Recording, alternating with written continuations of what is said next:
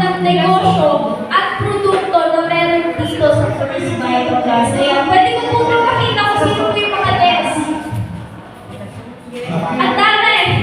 Ayan, sino po yung mga guests dito? Yung first time po nakapunta sa office, first time po makita yung magandang nagsasalita sa harapan.